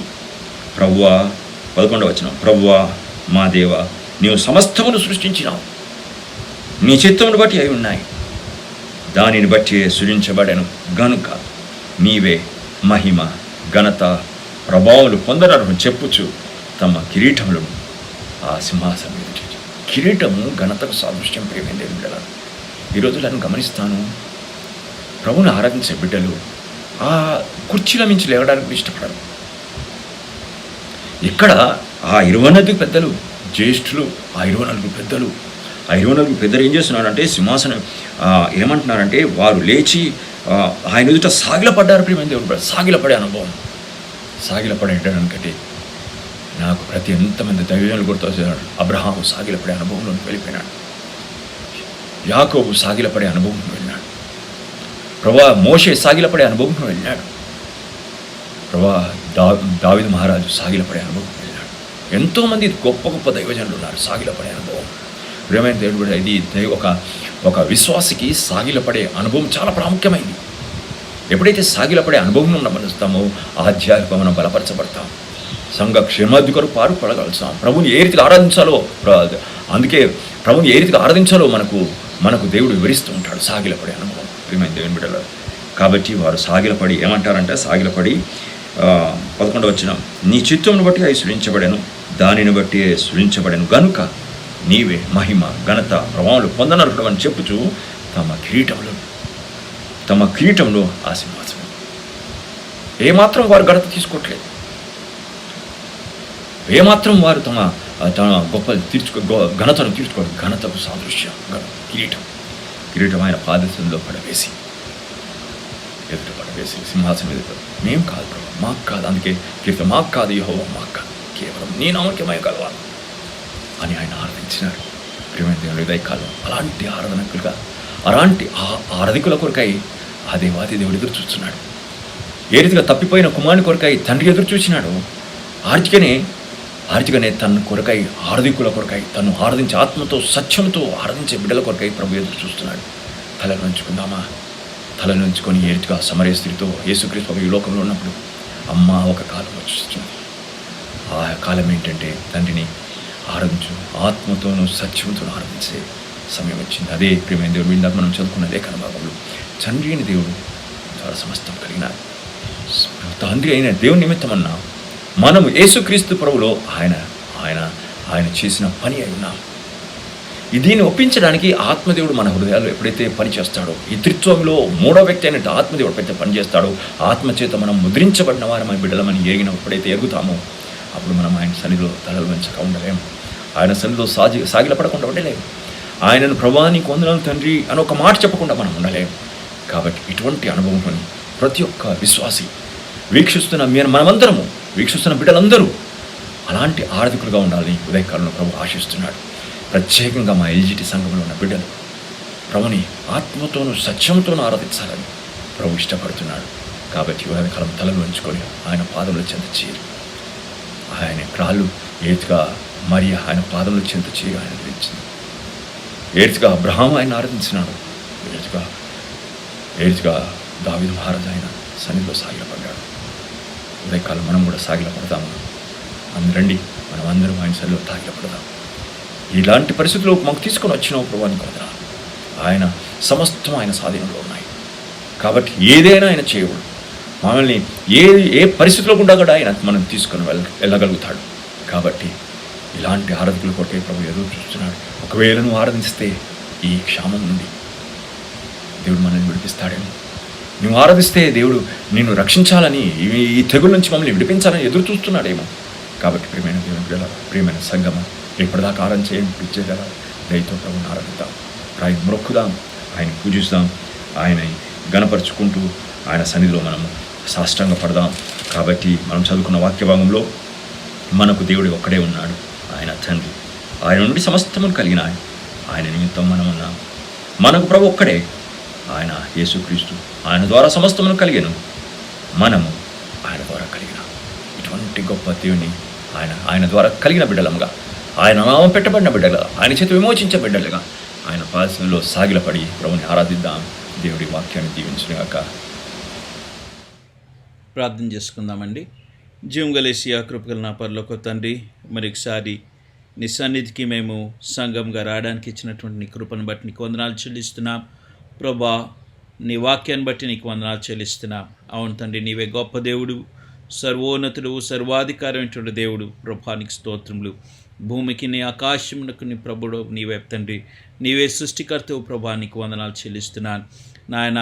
ప్రభా, మమ్మల్ని నీవు ప్రేమించిన విధానాన్ని బట్టి మరి ఒకసారి నీకు వందనాలు చెల్లిస్తున్నాను తండ్రి. ప్రభా, నీ స్వరూపంలో, నీ పోలికలో నీ బిడ్డలుగా మమ్మల్ని చేసుకున్నందుకు నీకు వందనాలు చెల్లిస్తున్నాను ప్రభా. అయినప్పటికీ నాయన, నీకు వ్యతిరేకంగా పాపం చేసిన ఆయన మానవుడి సమస్తం పోగొట్టుకుని ఉండగా ప్రభా, పోగొట్టుకున్న ఆయన తిరిగి నిన్న ఆ వారసత్వాన్ని పొందుకోవడానికి ప్రభా, ఆ శ్రేష్టమైనటువంటి నాయని సహవాసంలోనికి తిరిగి రావడానికి ప్రభా, నీవే ప్రభువుగా నాయన యేసుక్రీస్తు ప్రభువారిగా ప్రభా, నాయన శరీరధారిగా మా కోసము దిగి వచ్చినందుకు నీకు వందనాలు చెల్లిస్తున్నాం తండ్రి. మా కోసము చేసినటువంటి ఆ బలియాగాన్ని బట్టి నీకు వందనాలు చెల్లిస్తున్నాం తండ్రి. పాపం ఎరిగినటువంటి నీవు, పరిశుద్ధ దేవుడు అయినటువంటి నీవు ప్రభా నాయన, మా నిమిత్తం పాపంగా చేయబడినందుకు నీకు వందనాలు చెల్లిస్తున్నాం తండ్రి. మాకు బదులుగా నీవు ఆ సిలువలో నీ ప్రాణాన్ని అర్పించినందుకు నీకు వందనాలు చెల్లిస్తున్నాం. నీ రక్తాన్ని బట్టి నీకు వందనాలు చెల్లిస్తున్నాం ప్రభా. నీ శరీరాన్ని బట్టి నీకు వందనాలు చెల్లిస్తున్నాం తండ్రి. నువ్వు చేసినటువంటి ఆ గొప్ప బలియాగాన్ని బట్టి నీకు వందనాలు చెల్లిస్తున్నాం తండ్రి. నువ్వు చేసినటువంటి ఆ విమోచన బట్టి నీకు వందనాలు చెల్లిస్తున్నాం ప్రభా. నైనా అవును తండ్రి, మా పాపం మా మీద మోపక తండ్రి, క్రీస్తునందు మమ్మల్ని అందరినీ ప్రభా నీతోని సమాధానపరుచుకున్నందుకు నీకు వందనాలు చెల్లిస్తున్నాను నాయన. ప్రభా నువ్వు చేసినటువంటి గొప్ప బలియాగాన్ని బట్టి నాయన, నువ్వు చేసిన రక్షణ కార్యాన్ని బట్టి నాయన, మమ్మల్ని విమోచించిన ఆయన తండ్రితో మమ్మల్ని సమాధానపరిచినందుకు నీకు వందనాలు చెల్లిస్తున్నా ప్రభా. ఇదిగో నా తండ్రి, నీ రక్షణ పొందినటువంటి వారు నీ బిడ్డలుగా నాయన ప్రభా నాయన, నీ కుటుంబంలో చేరినటువంటి మేము ప్రభా నాయన, నీ యొక్క కాపుదలని భద్రతతో మమ్మల్ని నింపుతున్నందుకు నీకు వందనాలు చెల్లిస్తున్నాము తండ్రి. అవును ప్రభా, నీ వాక్యంలో తండ్రి సున్నయును పొల్లయును తప్పిపోదు అని సెలవిచ్చినందుకు నీకు వందనాలు చెల్లిస్తున్నాం. ఆ వాక్యంలో ప్రభా నాయన, నీ అరచేతిలో మమ్మల్ని చెక్కుకున్నావు అని వాగ్దానం చేశావు ప్రభా. నీకు స్తోత్రం. నీ కనుపాపలు మేము ఉన్నాము అని సెలవిచ్చినందుకు నీకు వందనాలు చెల్లిస్తున్నాం తండ్రి. మాకు సదాకాలం మాతో కూడా ఉంటాను అని వాగ్దానం చేసినందుకు నీకు వందనాలు చెల్లిస్తున్నాను ప్రభా. నీవు నాయన నువ్వు వెళ్ళిపోతే ప్రభా ఆదరణకర్తని మాకు వాగ్దానం చేసినందుకు నీకు వందనాలు చెల్లిస్తున్నాను. పరిశుద్ధాత్మదేవ, మాతో మా హృదయంలో ఉండేటువంటి దేవుడు కనుక నీకు వందనాలు చెల్లిస్తున్నాను. ఇమ్మానుయేలు దేవుడుగా ఉన్నందుకు నీకు వందనాలు చెల్లిస్తున్నాను నా తండ్రి. ప్రభా పరిస్థితులు ఎలాగ ఉన్నప్పటికీ, లోక విషయాలు ఎలాగున్నప్పటికీ నా ప్రభా నాయన నీ బిడ్డలైనటువంటి నీకు నాయన ప్రభా నీ సెలవు లేనిది ఏ హానియు కలగదు కనుక నీకు వందనాలు చెల్లిస్తున్నాను. నీ సెలవు లేనిది నాయన నీ బిడ్డల జీవితంలో ఏది జరగదు కనుక నీకు వందనాలు చెల్లిస్తున్నాను. నువ్వు ఇచ్చినటువంటి అభియాన్ని బట్టి నీకు వందనాలు చెల్లిస్తున్నాం తండ్రి. నాయన నీకు వందనాలు చెల్లిస్తున్నాను ప్రభా. నాయన నీ బిడ్డలందరూ కూడా ప్రభా నీ యందు ఆనందించడానికి సహాయం చేయమని అడుగుచున్నాను. పరిస్థితుల మీద కాదు కానీ నాయన, నీ యందు విశ్వాసం, నీ యందు ధైర్యం కలిగి ఉండడానికి సహాయం చేయమని అడుగుచున్నాను ప్రభా. నాయన దావీదు నాయన చంపబడేటువంటి పరిస్థితులు వచ్చినప్పుడు దేవుని యందు ధైర్యపరచుకునను అని సెలవిచ్చినందుకు నీకు వందనాలు చెల్లిస్తున్నా నాయన నీ బిడ్డలందరికీ కూడా ప్రభా నీ యందు ధైర్యపరచడానికి సహాయం చేయండి తండ్రి. పరిశుద్ధంగాను యథార్థంగాను ఉండడానికి సహాయం చేయమని అడుగుచున్నాను. నిష్కపటంగాను నిర్దోషంగాను యెహోవా నీ సన్నిధిలో ఉండడానికి సహాయం చేయమని అడుగుచున్నాను. నాయన తండ్రి, నీ బిడ్డలుగా జీవించడానికి సహాయం చేయండి. నీ మహిమాధికర నీ చిత్తానుసారంగా జీవించడానికి సహాయం చేయమని అడుగుచున్నాను ప్రభా. నీకు వందనాలు చెల్లిస్తున్నాను తండ్రి. ఏ లోకంలో నాయన వెలుగుగా ఉప్పుగా ఉండమని సెలవిచ్చి ఆ ప్రభా రీతిగా ఉండడానికి సహాయం చేయమని అడుగుచున్నాను. నాయన నీ బిడ్డలందరూ కూడా నాయన ప్రభా నాయన నీ అందు సంతోషించి నేను మయంపొచ్చి గణపరిచి ఆరాధించి నిరంతరము తండ్రి నాయన నిన్ను మా హృదయాలు ఉంచుకుంటూ నాయన నిరంతరము కూడా నాయన ప్రభా పౌలు వలెను శీలా వలెను నాయన నిన్ను స్తుతిస్తూ ఉండడానికి సహాయం చేయమని అడుగుచున్నాను తండ్రి. ఎటువంటి స్థితిలోని కూడా ప్రభా నాయన అధైర్యపడకుండా ఉండడానికి సహాయం చేయమని అడుగుచున్నాను నాయన. అటువంటి స్థితి మాకు ఇవ్వలేదు ప్రభా, నీకు వందనాలు చెల్లిస్తున్నాను. శుభప్రదమైనటువంటి నిరీక్షణ మాకు అనుగ్రహించావు ప్రభా, నీకు స్తోత్రం తండ్రి. నాయన ప్రభా నాయన నీ కొరకు ధైర్యంగా నిలబడేటువంటి నీ కృపను మాకు అనుగ్రహించావు ప్రభా, నీకు స్తోత్రం తండ్రి. ఏ అధికారాన్ని మా మీద లేకుండా కొట్టివేసినందుకు నీకు వందనాలు చెల్లిస్తున్నాను. మేము లోక సంబంధం కానీ నాయన నీ వారము అని సెలవిచ్చావు ప్రభా, నీకు స్తోత్రం. నీ సొత్తై ఉన్నందుకు నీకు వందనాలు చెల్లిస్తున్నాను. నీ ప్రాణాన్ని అర్పించుకున్నావు ప్రభా, నీ రక్తాన్ని నాయన అర్పించి మమ్మల్ని కొన్నావు ప్రభా, నీకు వందనాలు చెల్లిస్తున్నాను ప్రభా. నాయన ప్రభా నీకు స్తోత్రం తండ్రి, నీకు స్తోత్రం తండ్రి. నాయన మా కొరకు కార్చిన నీ రక్తాన్ని బట్టి నీకు మరొకసారి వందనాలు చెల్లిస్తున్నాను. ఆఖరి రక్త బొట్టు వరకు మా కోసం కార్చినందుకు నీకు వందనాలు చెల్లిస్తున్నాను ప్రభా. మా కోసం నాయన నువ్వు అర్పించినటువంటి నీ శరీరాన్ని బట్టి నీకు వందనాలు చెల్లిస్తున్నాను తండ్రి. నువ్వు వచ్చి పర్యంతము తండ్రి నేను జ్ఞాపకం చేసుకుంటూ అనేకులకి సాక్షిగా ఉండడానికి సహాయం చేయమని ప్రార్థిస్తున్నాను ప్రభా. నాయన ఇదిగో నా తండ్రి పరిస్థితుల్లో తండ్రి నాయన ఈ లోకాని కోసం ప్రార్థిస్తున్నాను ప్రభా. నాయన ఏ ఒక్కరు నశించిపోకుండా సహాయం చేయమని ప్రార్థిస్తున్నాను. ఏ రీతిగా అయితే నాయన మానవుని రక్షించడానికి నువ్వు దిగి వచ్చావో ప్రభా, నాయన ఈ క్రిస్మస్ దినాన్ని భూమికి దిగి వచ్చావు ప్రభా. నాయన ఆ శిలువ యాగాన్ని చేసి నాయన పునరుద్ధానిగా తిరిగి లెగిచావో ప్రభా. నాయన నువ్వు చేసిన కార్యాన్ని బట్టి రక్షణ విమోచన కార్యము ఏ రీతిగా అయితే నెరవేర్చబడిందో, సంపూర్ణంగా చేయబడిందో నాయన ఆ రీతిగానే ప్రభా దయచేసి మానవుని మరొకసారి దర్శించి నా తండ్రి, మానవుని దర్శించమని అడుగుచున్నాను తండ్రి. నీ బిడ్డలను దర్శించమని ప్రార్థిస్తున్నాను తండ్రి. నాయన ఈ పరిస్థితిలో ఉంటుండగా ప్రభా నాయన నువ్వు లేకుండా నశించిపోకుండా సహాయం చేయమని అడుగుతున్నాను. ఏ ఒక్కరు నాయన నాశనానికి వెళ్ళడం నీకు ఇష్టం లేదు తండ్రి. అందరూ అంతటా మారు మనసు పొందాలి అని నీ ఉద్దేశం తండ్రి. నాయన ప్రభా ఈ సమయంలో ప్రభా ఈ సమయంలో తండ్రి, నా తండ్రి నిన్ను సృష్టికర్త నేను జ్ఞాపకం చేసుకోవడానికి సహాయం చేయండి. నాయన సృష్టికర్త నీ తట్టు తిరగడానికి సహాయం చేయమని అడుగుచున్నాను. రక్షకుడుగైన నీ తట్టు తిరగడానికి సహాయం చేయమని అడుగుచున్నాను తండ్రి. ప్రభా నాయన ఏ ఒక్కరు నశించిపోకుండా సహాయం చేయమని ప్రార్థిస్తున్నాను తండ్రి. నీ కృపను దయచేయమని అడుగుచున్నాను. నిత్య నాశనానికి వెళ్ళిపోతారు ప్రభా నాయన తండ్రి. నువ్వు ప్రేమించిన వారి కోసం నాయన ప్రతి ఒక్కరి కోసము నీ యొక్క నాయన ఆ కార్యాన్ని, ఆ బలియాగాన్ని నాయన చేసినావు ప్రభా. ఏ ఒక్కరి జీవితంలో అది నశించిపోకుండా సహాయం చేయమని ప్రార్థిస్తున్నాను. మా కుటుంబీకుల కోసం, మా ప్రియుల కోసం తండ్రి ప్రార్థిస్తున్నాను తండ్రి. మా సంఘ సహవాసంలో ఉన్నటువంటి వారి కోసం ప్రార్థిస్తున్నాను తండ్రి. ఇంకా ఎంతమంది అయితే రక్షణ పొందలేరో ప్రతి ఒక్కరు రక్షణ పొందడానికి సహాయం చేయమని అడుగుచున్నాను తండ్రి. నాయన ఈ పరిస్థితిలో ప్రభా నీ బిడ్డలు మాత్రమే తండ్రి నాయన ఈ లోకంలో జరుగుతున్నటువంటి ఈ పరిస్థితులు, ఈ విపత్తుల్లో ప్రభా నీ బిడ్డలు మాత్రమే ధైర్యంగా ఉండగలరు ప్రభా. నీకు స్తోత్రం. నీ బిడ్డలకి నాయన ఆ నిరీక్షణ ఉంది తండ్రి. నీకు స్తోత్రం నాయన. ఆ నిరీక్షణ కలిగినటువంటి వారమై ధైర్యంగాను పరిశుద్ధంగాను నాయన ఇతరుల కొరకు ఒక సాక్షిగా ఉండడానికి సహాయం చేయండి. నీ సువార్తని ఇతరులకు ప్రకటించేవారుగా చేయమని అడుగుచున్నాను తండ్రి. నాయన నోవహు ఏ రీతిగా అయితే నాయన నీతిపరుడుగా ఉంటూ నాయన ప్రకటించాడు, ఆ రీతిగా మేము ఉండడానికి సహాయం చేయమని అడుగుచున్నాను ప్రభా. ఒక గొప్ప సాక్షిగా మేము ఈ పరిస్థితుల్లో మేము ఉండడానికి సహాయం చేయండి. నీ బిడ్డలందరికీ ఒక గొప్ప ఆపర్చునిటీ తండ్రి. నీ కొరకు మాదిరిగా ఉండడానికి, నీ సాక్షిగా ఉండడానికి, నీ సువార్త చెప్పడానికి ఇది ఒక అవకాశం ప్రభాది సద్వినియోగపరుచుకోవడానికి సహాయం చేయమని ప్రార్థిస్తున్నాను తండ్రి. నాయన ప్రతి ఒక్కరిని నీ బిడ్డలందరినీ నీవే దీవించండి, ఆశీర్వదించండి, నీ భద్రత కాపుదలు అనుగ్రహించండి. మరొకసారి ప్రభా నువ్వు మాలో నూతన కార్యాన్ని చేయగలవు ప్రభా. నీకు స్తోత్రం నాయన. మానవుని విమోచించగలవు ప్రభా. నీకు స్తోత్రం తండ్రి. నాయన నీ మాట సెలవిస్తే చాలు ప్రభా. నాయన ఏ ఉద్దేశంతో ఇది జరుగుతుందో మాకు తెలియదు, కానీ ప్రభా నీ కృపల నీ చిత్తమైతే నాయన మన్నించండి నాయన. ఈ యొక్క నాయన దీన్ని తొలగించమని అడుగుచున్నాను తండ్రి. నాయన ప్రతి ఒక్కరు నాయన నీ తట్టు తిరగడానికి సహాయం చేయమని ప్రార్థిస్తున్నాను ప్రభా.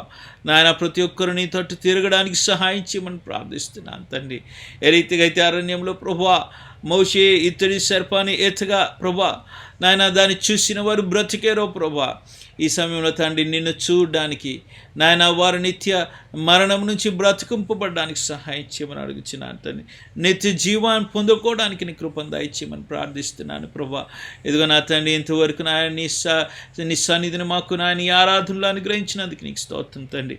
ఇంకను మీరే మాతో ఉండి నాయన నీ మహిమాత్కరంగా మా అందరికీ ఆశీర్వాదకరంగా దీవెనకరంగా చేయమని ప్రార్థిస్తున్నాను నాయన. ఈ పరిస్థితుల్లో నాయన మాకు ఎటువంటి నాయన ప్రభా నాయన మాకు ఎటువంటిది కూడా హాని తండ్రి నీకు నీ సెలవు లేనిదే జరగదు కనుక నాయన ఆ ధైర్యంతో ఉండడానికి ప్రతి ఒక్కరికి సహాయం చేయండి నాయన. మేము ధైర్యంగా ఉండడం కాదు నా తండ్రి, అంత మాత్రమే కాదు తండ్రి, నీ సువార్తని ఇతరులకు ప్రకటించేవారుగా, ఇతరుల్ని నీలో ధైర్యపరిచేవారుగా మమ్మల్ని చేయమని అడుగుచు ప్రభా. మీరు మాకు చేస్తున్న ప్రతి మేలను బట్టి వందచ్చు యేసు నామములో అడుగుచున్నాము తండ్రి.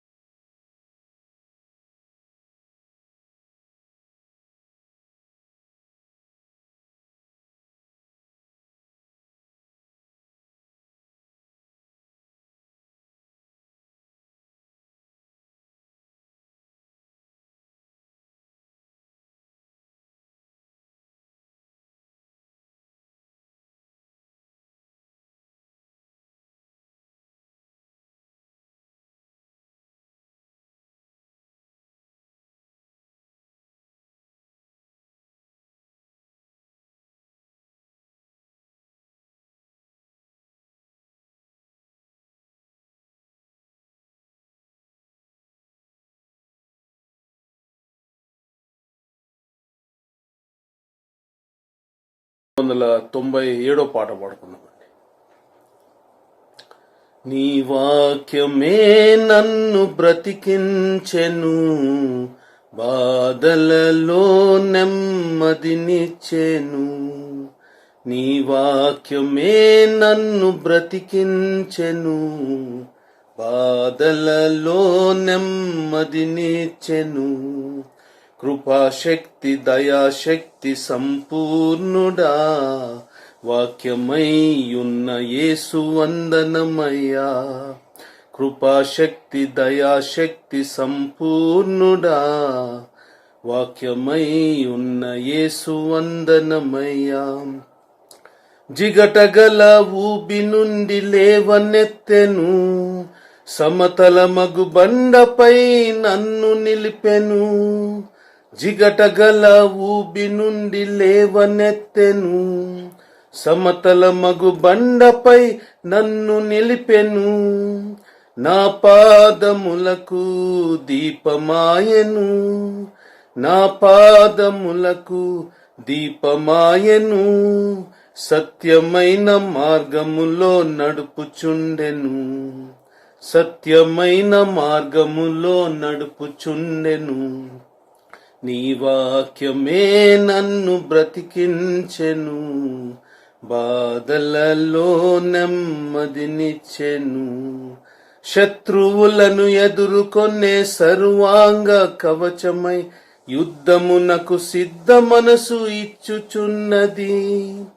శత్రువులను ఎదుర్కొనే సర్వాంగ కవచమై యుద్ధమునకు సిద్ధ మనసు ఇచ్చుచున్నది.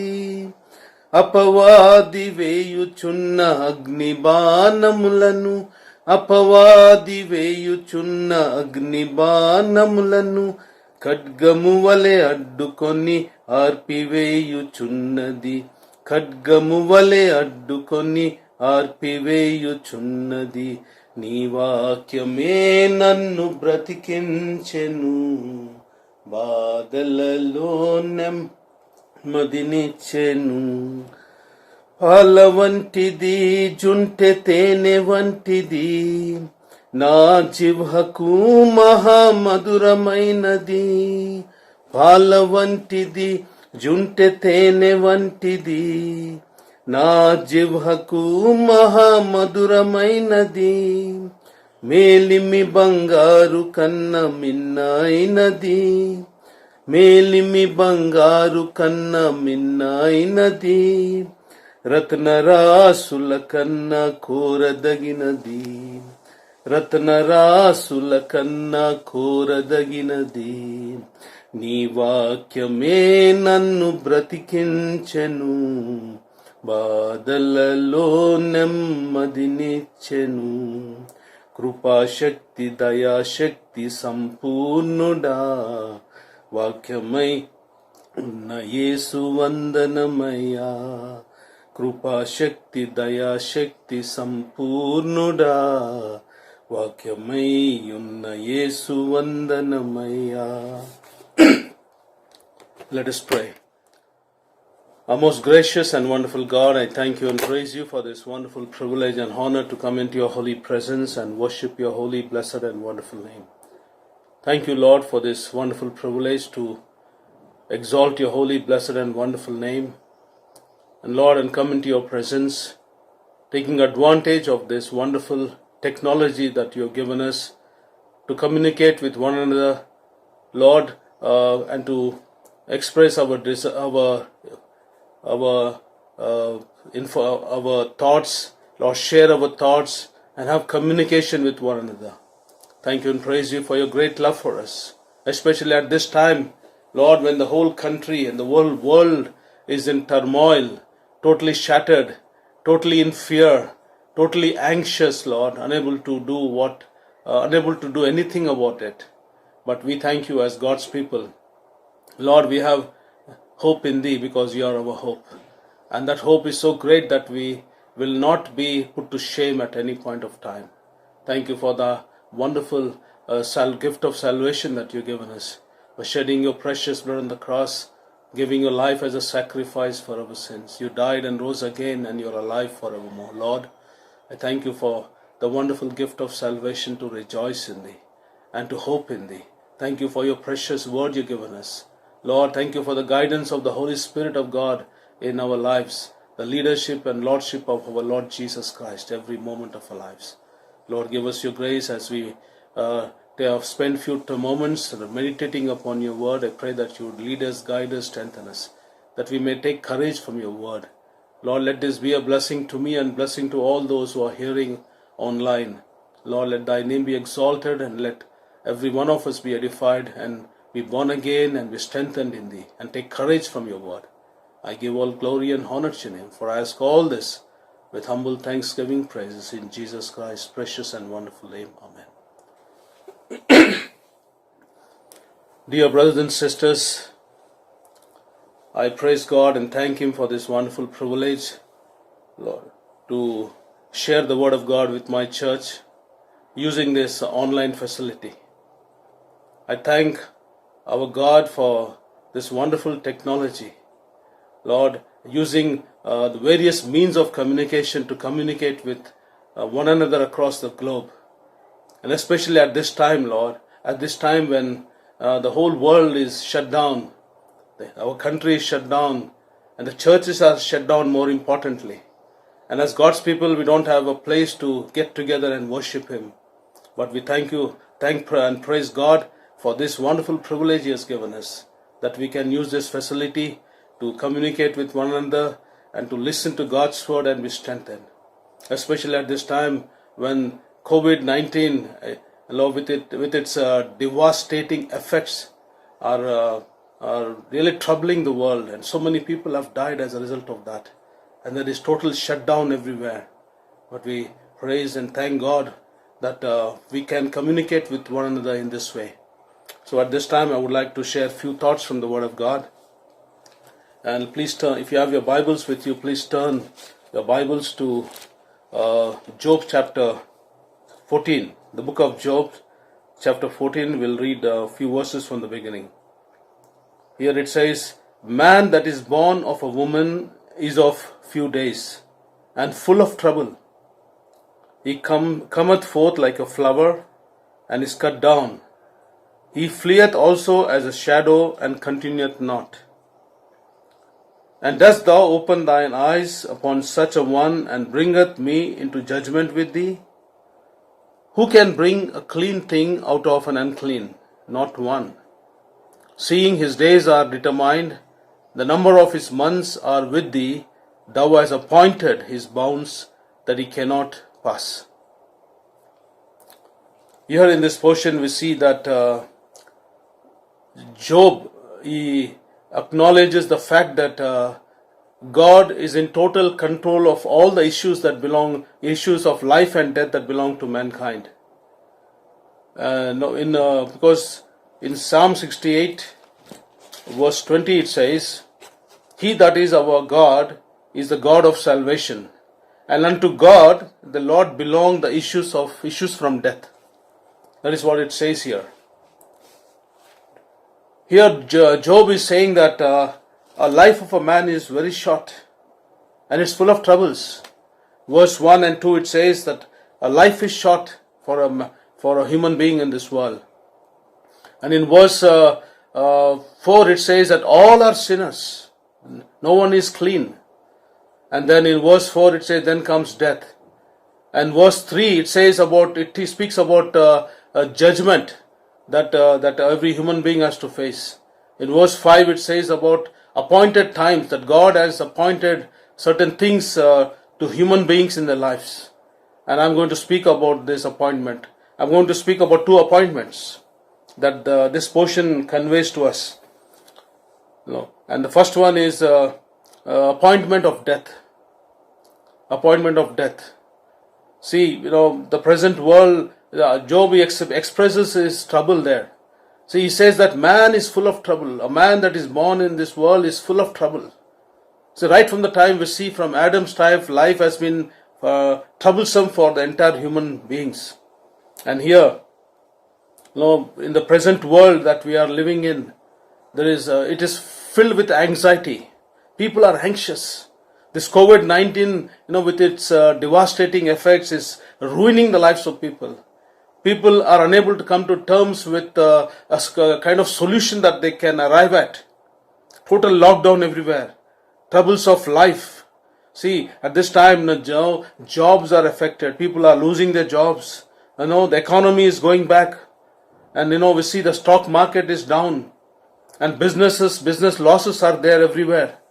And that this speaks of trouble that man is going through at this moment. And Job also expressed his troubles, in his life. See, in this present world, we have to go through all this. It's all because of the result of sin that that has been following man from the beginning, right from the time of Adam. See, I'm going to speak about two appointments: appointment of death and appointment of judgment. That Job is speaking in this particular portion. See, when God created Adam, He created him in His image, with His likeness, with His characteristics, with His with His spiritual, with His qualities. He was holy, and he was ruined because of sin. He disobeyed the word of God, and since then sin came into human race. And since then trouble came in human race. Genesis chapter 3:17 says that because God tells Adam that because of you the whole earth is cursed. Whatever you do, you will try. You will work hard, and you will face the trouble, and everything is troubled, and out of trouble you will earn everything. So trouble has been following human race since then, and death has come into human race. See, before that, Adam was created for eternity. God did not speak about Adam's death when he was created. But when Adam fell down, God has appointed a limit for his life. That's what we read in Genesis chapter 3 verse 19. Where it says that Adam, where it says that Adam, because of that sin, it says, please read that. Genesis chapter 3 verse 19. It says, "In the sweat of thy face shalt thou eat bread, till thou shalt return unto the ground. For out of it was thou taken, for dust thou art, and unto dust shalt thou return." Here God speaks to Adam that you are made out of dust, and you are going to return to dust. And that is what dust speaks about death. That is a death that Adam had faced in his life. The human physical death has come into this world. There are two kinds of death. Appointment of death, it has got two kinds. One is the physical death, and that is what Adam is cautioned, is instructed by God. And then the next one is spiritual death. Since Adam was made in the likeness of man, he will not die spiritually, because though there is a separation from God because of that sin, but we see that there is a spiritual death that God is speaking to us. And we see that was when God said that Adam would die, that was not the spiritual, that's physical as well as spiritual death. But God did not mean that to Adam about spiritual death. He mentioned about physical death. Because we see that Adam lived for 930 years. And since then, limit had come into man's life regarding his physical activities on this earth. Man, in Psalm 90 it says, if man, life is about 70 years. If he has got strength, he will live up to 8 years. But finally he dies. Death has come into human race. And then, after we die from this world, there is another death that that person who is born into this world, he has got two deaths. One is physical, as one is spiritual. And here it says in Hebrews chapter 28, "As it's appointed unto men once to die, after this the judgment." So once everyone who is born into this world has to die. Death is inescapable for every human being, inevitable for every human being. So physical death has to be faced by every human being. And there is a spiritual death also. And that death, is eternal. That death is throwing a person who is born into this world, that who does not accept Christ, he'll be thrown to the lake of fire, which is called spiritual death. See, because of man's sin, God loved man so much, In John 3:16 says, For God so loved the world that he gave us his only begotten Son, that whosoever believeth in him should not perish but have everlasting life. To give us everlasting life, to recreate man in the image of God, to restore man to the original fellowship with God, to reconcile man with God, and to bridge that wide gap between God and man, the gap that was formed due to Adam's disobedience, because of which eternal death in the lake of fire, eternal separation from God came into human race. And to eradicate that curse from human race, Jesus Christ, my Lord, left his heavenly throne and came into this world. And being in the form of God, in Philippians chapter 2, from verse 5 on verse 6 onward, it says, being in the form of God, it thought it not robbery to be equal with God, but made himself of no reputation. He emptied himself totally. He made himself of no reputation. He took upon him the form of a servant. He was made in the likeness of men. He was formed formed in fashion as a man, and he was obedient unto death, even death on the cross. He humbled himself and became obedient unto death, even death on the cross. Therefore God hath highly exalted him and given him a name which is above every name. At the mention of the name of Jesus, every knee shall bow, of things in heaven, of things on this earth, of things under the earth, and every tongue confess that Jesus Christ is the Lord, to the glory of God.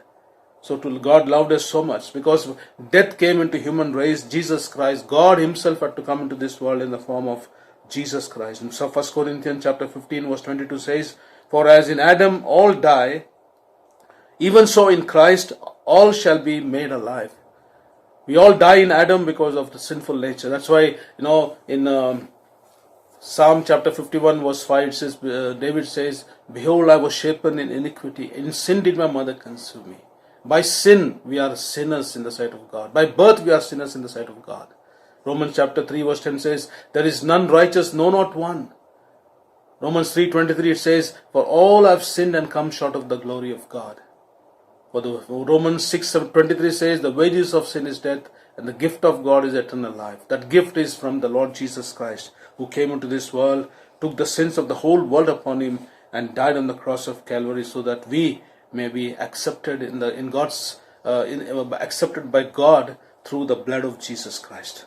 So that is a wonderful hope that we have, because in Ephesians chapter 2 verse 8 and 9 it says, for by grace are you saved through faith in the Lord Jesus Christ. It is not because of your own works. It is the gift of God that we need not boast about our works, because it's a gift of God. The word of God says. Romans 10 verse 9 says, if thou shalt believe in thine heart the Lord Jesus Christ, if thou shalt confess with thy mouth the Lord Jesus Christ, and believe in thine heart that God raised him from the dead, thou shalt be saved. Well, that's a wonderful hope that we have. So a person who is born in this world, who has to face spiritual death, and if he does not believe in Jesus Christ and accept him as his Lord and Savior, there is a spiritual death that he has to face, and that is in the lake of fire. Because one day we are going to be judged, and that death is so horrible that nobody would like to choose it, Lord, because human beings, there are millions of human beings that are heading towards hellfire, because they do not know what hell looks like and what is the feeling of hell, because they are ignorant of that is hidden from them. But the word of God is so wonderful, that God loves us so much that he is giving us his instructions, that how we can be born again, how we can accept Jesus Christ as our Lord and Savior, how we can set right our heart with God. So dear brothers and sisters, here there's an appointment for every human being who's born in this world, appointment of death. So physical death as well as spiritual death. But by God's grace, if you are washed in the blood of Christ, that you can avoid that spiritual death. And that spiritual death is taken away through the blood of Jesus Christ. By accepting him as our Lord and Savior, we have eternal future in the kingdom of God, where we shall be living with the Lord Jesus for all eternity. That is spiritual life in Christ Jesus. The one who is born again, though he dies physically, he will be that there will be only one death for a person who is born again, only physical death. But second death will have no effect on him. The second death, that is in the lake of fire, he will not have that, because he believes in the Lord Jesus Christ. And that's a wonderful hope that we have. And we praise God for all those who are born again. and that is what it speaks about: appointment of death, physical death as well as spiritual death. And now there is another appointment. That the next is the appointment. Second one, it is the appointment of judgment. So Job, he says that in verse 3, he speaks about judgment. That God brings him into judgment with him. And here Job is saying God is asking God that he is innocent and he does not do anything, and why he is brought into judgment with him. So dear brothers and sisters, I want to remind you, as appointment of death is sure for every person who is born to this world, an appointment of judgment also is there for every person, for those who are unbelievers as well as believers. Judgment for unbelievers is eternal lake of fire. Revelation chapter 20, from verse 11 onwards, we see about the eternal, because one day we are going to stand before the white throne judgment of God, and everyone and all, whether rich or poor, everyone will stand before the white throne judgment of Christ, and their books will be opened. And there's one more book, the book of life also will be opened, and those whose names are written in the books, and they will, who do not believe in the Lord Jesus Christ, they will be thrown to the lake of fire. That is called the second death. And those whose names are found in the Lamb's book of life, they will be in the kingdom of God in heaven for all eternity. So this judgment is for unbelievers, because as Hebrews 9:27 says, for every person has to die, as it is appointed unto men once to die, and after that judgment. So every person who is born into this world, whether believer or unbeliever, he has to face death. It's an appointment from God. And another appointment is he has to face judgment. Judgment is inevitable. As death is inevitable, judgment also is inevitable for unbelievers as well as believers. Here we see the unbelievers, their judgment is, they will be thrown to the lake of fire for all eternity. And they will be burning and burning. That's a horrible place. Nobody should ever, imagine or ever dream or ever even aspire to get into that spiritual, that place where there is spiritual death. It is called a place of torment, a lake of fire, where it is so difficult to bear. So dear brothers and sisters, God is going to judge. Appointment of judgment is going to be for everyone. Physical judgment of physical death, and also spiritual death. Where judgment of unbelievers, judgment of believers also. And for judgment of unbelievers, it's a lake of fire. And judgment for believers. There are two kinds of judgment for believers that we are going to discuss, and then we'll close. The first thing is that judgment of believers. It is for example, we see the life of Job. Job is complaining, in the sense he is feeling bad about the troubles he is facing, though he is very godly. God himself gives a wonderful testimony about Job. He says, there is no evil found in me. The one who is righteous, he said.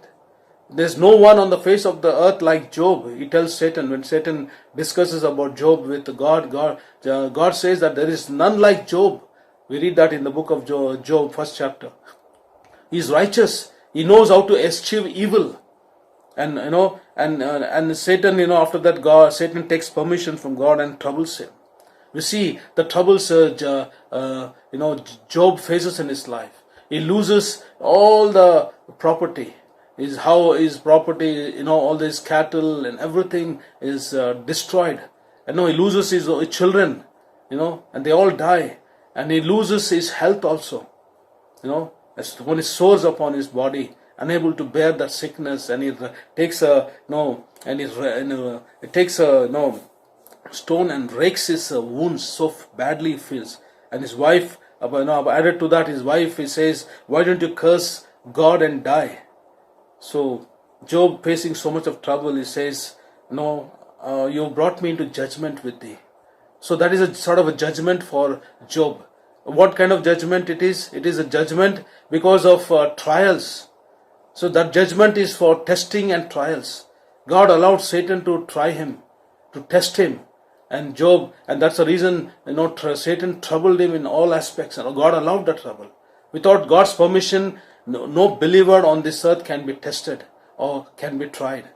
Abraham had the trials and temptations and troubles, and he overcame that. And Job had so many problems, and he did not complain when he was tested. But those kind of troubles come into human race. Whether we are believers or unbelievers, we have troubles. Definitely, troubles is not ruled out from a believer's life. All kind of, because Jesus Christ himself said in the gospel, in this world you will have troubles. I have overcome them. You're also expected to overcome that. So the righteous has many troubles, but the Lord will deliver him. In Psalm 34 it says, the righteous have many troubles, but the Lord will deliver him out of them all. So here the Job's trouble was trials. It was a testing time for Job, times of trial, and that's the reason he was troubled in every aspect. There was great loss in his life, and he came out successful because he trusted God. And finally we see Job's life. At the end, in Job 42, we read in verse 10, when Job prayed for his friends, God blessed him twice as much he had before. In verse 12 it says, what all he lost in this world, when he was tested and tried, he got double portion of all that. That's a wonderful hope, because that's why Job says, I know my Redeemer who liveth, and I'm going to see him one day. That's the hope of Job. And that should be the hope of every believer. Even we as God's people, we face so many troubles. Now the present condition is troublesome for every one of us. We are locked in our homes. We can't go out anywhere. No, we are at loss in so many ways. If we go out, there's a chance of we are contracting that COVID-19, and that's the end of it. Nobody wants to suffer that end. So many people are dying. So many people are scared, anxious. Fear is gripping everyone in this world right now. These are all troubles that we are facing. And finally our hope is in God. As God delivered Job from all his troubles, and we might face so many troubles, not exactly this COVID-19, in our own spiritual lives, through our children, we face problems through them. We have problems through so many ways that we are troubled, but our hope is in the Lord. As Job trusted God until the end, he said, my Redeemer liveth, and one day I'm going to see him.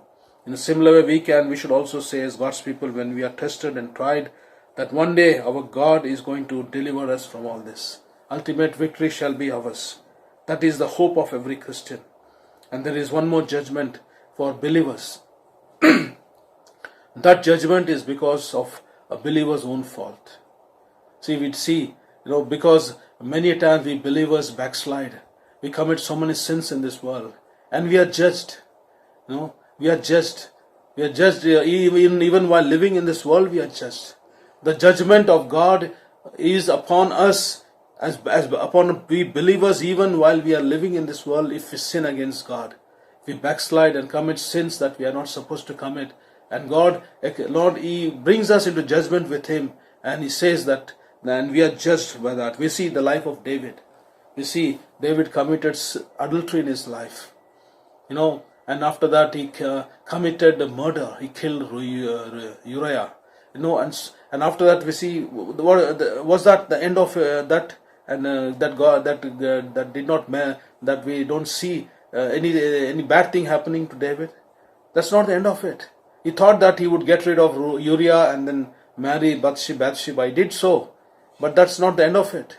He had to face the judgment of God, and we see that judgment was so bitter for David. He had lost so many things. He lost his son. And there was murder in his family. There was immorality in his family. David was running away from his own son Absalom. There was a threat of him being killed by his own son. There were so many problems that David faced. That's a result of sin that David committed. And God does not leave. Even we believers, when we live in this world, when we commit sins against God, God is going to bring us into judgment even while we are living on this earth. And the judgment is troubles in our own lives, troubles within our family members, troubles within our children. So many things that we face because of sin dominating in our lives. Even as Christians, we are prone to those kind of sinful things, and we live and we backslide. As a result of that, we are in troubles once again, and God judges us.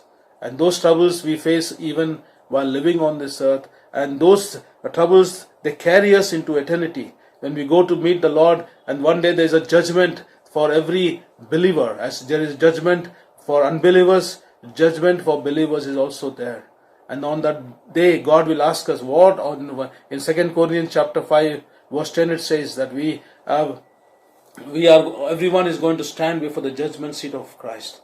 For all the things that we have done in this world, whether good or bad, we have to give an account of our lives to Jesus Christ. And if God finds sins that we could not overcome in our lives, He's going to judge us according to that, and we are going to lose our rewards in heaven. And there will be no rewards given to we believers who backslide and fall. But people like Job, but God expects that we set our hearts right with Him, even when we backslide and fall into sin. Though we are judged in this world and lose so many things as a result of sin, God expects us to set our hearts right with Him. And when we confess our sins to the Lord Jesus Christ, He will forgive us, and He will cleanse us from all our unrighteousness, and makes our hearts right with Him. And in a similar way, when Job also was judged, Lord, that was a trials put to him in his life. And as believers, when we go through trials, and we have wonderful rewards in heaven. The trials and temptations that we face in this world for the sake of God's word, for the sake of spreading the word of God, and even standing firm for the Lord in times of temptation and trials and testing, God gives us rewards. And that those rewards are so wonderful. In heaven we face that. Lord, in the midair, when we are raptured and we spend our 7 years period with the Lord in the midair, there will be judgments given, there will be rewards given to the believers. We are judged there, and we will receive rewards for being faithful to the Lord. And if we are unfaithful to the Lord, we lose our rewards, and no rewards will be given to us. Though we have salvation, though our salvation is eternal, salvation we don't lose. If a genuine believer backslides and falls, he will not lose his salvation, but he will lose his rewards. In 1 Corinthians chapter 3, you go through that, and there it is mentioned that that we lose our rewards. Our works are burnt there. So, dear brothers and sisters, my humble request is, during this time of troubles that we are facing as believers, through trials and temptations, sins that we are unable to overcome, let us look unto God. He is our hope. See, He is our hope, And with this verse, I would like to close in 2 Corinthians chapter 12, verse 9 and 10. It's about Apostle Paul. He had problems in his life. He had some problem. He cried unto the Lord 3 times. But he says, God did not remove away that thorn. Grace is sufficient for thee, and my strength is made perfect in weakness. Then Paul says in verse 10, therefore I will take pleasure in infirmities, in reproaches, in distresses, in sicknesses, in everything I will take pleasure. When I am weak, I am made strong through the power of the grace of God. So, dear brothers and sisters, my humble request is that we have the grace of God, whatever may be the situation, whatever problems this COVID-19 is bringing in our lives, in this world, due to this shutdown and lockdowns, doesn't matter. Our hope is in the Lord. Without His will, nothing will happen to us. He is in control of every situation. That Job says that he acknowledged that the entire control of human life and death issues are in the control of God. So we don't have to worry. We have to only live by His grace. Look forward for His grace, and His grace is sufficient for us in every situation. May the Almighty God bless us and help us to overcome every situation that we are facing in our lives through the power, through His grace, and through His word, and through fellowship. This is a wonderful time for us. We are locked down. We are not going out anywhere. It's a wonderful time for us to sit and meditate upon God's word and know so many wonderful things that are hidden in the word of God. And it's time for us to strengthen our prayer lives and fellowship bonding, spiritual bonding with our family members, physical bonding as well as spiritual bonding with our family members, which was absent, which was not seen in our lives when we go out into our profession and busy in our professional front, and we have neglected the word of God, neglected prayer, neglected fellowship with God's people, neglected the bonding with our own family members. So this is a wonderful time for us to make best use of this opportunity and get right with God and spend more time and be enriched in the word of God, and also depend on His grace to overcome every situation. May God bless His word, so that we may be edified. And if we are not born again, you're going to face death, not only physical death but also spiritual death if you don't believe in Jesus Christ. So my humble request is that all this, you see everything is so wrong, or everything is so troublesome around, and Christ's coming is so imminent, and any time He might come. So if you are just living in this world, drifting in this world without any hope, trust Jesus Christ, and He will forgive your sins, and He will give you eternal life, and you will not have that spiritual death in the lake of fire, and you will be safe in the hands of God. May God bless His word. Thank you once again for patiently listening to God's word. Thank you. Praise God for this. ప్రార్థించుకుందాం. పరిశుద్ధులైన దేవా, మీ పాదాలకు వందనాలు, స్తుతులు, స్తోత్రాలు చెల్లిస్తున్నాం. ఉదయకాల ఆరాధనలో మీరుండి మీరు సహాయం చేసి మీరు నడిపించి మీ కృప చూపించారు. మీ దాసు ద్వారా మాకు అందించిన మాటలు బట్టి మీకు వందనాలు చెల్లిస్తున్నాం. యోబు గ్రంథము 14వ అధ్యాయము 1-5 వచనాల్లో అనేక విషయాలు నేను ఎంతో తేటగా మాతో మీరు మాట్లాడారు. దాన్ని బట్టి మీకు వందనాలు. మీరు మమ్మల్ని దర్శించువారుగా, మీ మాటల ద్వారా మమ్మల్ని నడిపించేవారుగా, మీ మాటల ద్వారా మమ్మల్ని బలపరచువారుగా ఉన్న విధానం బట్టి మీకు వందనాలు చెల్లిస్తున్నాం. ఈ లోకంలో మానవుడు నేను జన్మించిన దగ్గర నుంచి అనేకమైన ట్రబుల్స్ కలిగి ఉన్నాడు. ఎన్నో కష్టములు, ఎన్నో నష్టములు, ఎన్నో ఇబ్బందులు, ఎన్నో విషయాలు ఎదుర్కొంటున్నప్పుడు, చేతకాని పరిస్థితిలో ఉన్నప్పుడు ప్రభువా, మీ వైపు మేము చూసినప్పుడు మాకు సహాయం చేసి మాకు నడిపించేవారుగా మాకున్న విధానం బట్టి మీకు వందనాలు చెల్లిస్తున్నాం. ఈ లోకంలో మానవుడు జీవించే జీవితము కొద్దిపాటితే, బట్ మీరు శ్రద్ధ కలిగి మా పట్ల ప్రభువా అన్ని విషయాల్లో మాకు చాలిన దేవుడిగా, సరిపోయిన దేవుడిగా ఉన్న విధానం బట్టి మీకు వందనాలు చెల్లిస్తున్నాం. ఈ లోకంలో మానవుడిగా మేము జీవిస్తున్నప్పుడు ప్రతి విషయము one day you going to bring it into judgement అని చెప్పిన మాటలు బట్టి మీకు వందనాలు చెల్లిస్తున్నాం. అనగా నాయన విశ్వాసులకి అవిశ్వాసులకు కూడా తీర్పు ఉంది. కానీ అన్ని విషయాల్లో మానవుడు ఆదిలో పాపం చేసిన కారణం చేత నాయన ఒక దినము ఖచ్చితంగా ఆ డెత్, ఆ మరణం అనేది ఉంది. కానీ ప్రభువా పరిస్థితులు నాయన మనం చూసినట్లయితే ప్రభువా, మరి నాయన COVID-19 లేకపోతే కరోనా వైరస్ని బట్టి ఏ సమయంలో ఎప్పుడు ఆ యొక్క మరణం వస్తుందా, ఆ మరణ భీతితో ఉన్నప్పుడు ప్రభువా మీ వాక్యం ద్వారా మీరు మాట్లాడి మాకు నేర్పించిన మాటలు బట్టి మీకు వందనాలు చెల్లిస్తున్నాం. నాయన డెత్ ఈజ్ అన్ అపాయింట్మెంట్ అని మాకు తెలుసు, కానీ బట్ ప్రభువా మీ ఆలోచన బట్టి మానవుడు ఎంతకాలం ఉండాలో, ఈ లోకంలో ఏ విధంగా జీవించాలో ప్రభువా మీరు మాకు అన్నీ మీ వాక్యంలో రాయించి ఇచ్చారు. ఉన్నప్పుడు మేము జరుగుతున్న పరిస్థితులు, ఎదుర్కొంటున్న పరిస్థితులు బట్టి ప్రభువా మనం బలపరచుగవరుగా మీరు మాకు ఉన్న విధానం బట్టి మరొకసారి మీకు వందనాలు చెల్లిస్తున్నాం. ఈ పరిస్థితులు ఎలా ఎదుర్కోవాలో మీ యొక్క ఆలోచన, మీ నడిపింపు మాకు దయచేయండి. ప్రభుత్వం వారు చేసిన నాయన ఆ పరిస్థితి హ్యాండిల్ చేయడానికి కావాల్సిన జ్ఞానము, విజ్డమ్, నాలెడ్జ్ దయచేయమడుచున్నాం. నాయన ఈ యొక్క లోకంలో సైంటిస్ట్కి ప్రభువా మరి ఆ మెడిసిన్ కనుక్కోవడానికి నాయన దీనిలోంచి ప్రభువా మేము తొందరగా బయటపడడానికి ప్రభువా కావాల్సిన మెడిసిన్ దయచేయండి. ఆ హీలింగ్ని కనుక్కోవడానికి నాయన దీనిలోంచి ప్రభువా మేము తొందరగా బయటపడడానికి ప్రభువా కావాల్సిన మెడిసిన్ దయచేయండి. ఆ హీలింగ్ నాయన మాకు కావాలి ప్రభువా. అనేక ముఖ్యంగా ఈ పరిస్థితుల్లో మీరే మమ్మల్ని నాయన నడిపించేవారు ఉన్నారు, మమ్మల్ని విడిపించేవారు కూడా ఉన్నారు కనుక మీకు వందనాలు చెల్లిస్తున్నాం. నాయన మరి స్వస్థపరచు యెహోవా నేనే అని చెప్పారు కనుక స్వస్థత మీ యొద్ద నుంచే మాకు వస్తుంది. మానవుడు మీ వైపు చూడడానికి కావాల్సిన కృప దయచేయండి. ఈ పరిస్థితులను ఎదుర్కొని బయటపడడానికి మీ కృప మాకు దయచేస్తారని మరొకసారి ఉదయకాలం ఆరాధన మీరుండి మీరు సహాయం చేసిన విధానం బట్టి వందనాలు తెలుస్తూ మీ నామమును హెచ్చించుకోమని యేసుక్రీస్తు నామమున అడుగుచున్నాం తండ్రి, ఆమేన్. మన తండ్రి దేవుని ప్రేమ, కుమారుని యేసుక్రీస్తు కృప, పరిశుద్ధాత్మ సహవాసము ఇప్పుడు ఎల్లప్పుడు మనతో సదాతోడి నడిపించను గాక ఆమెన్.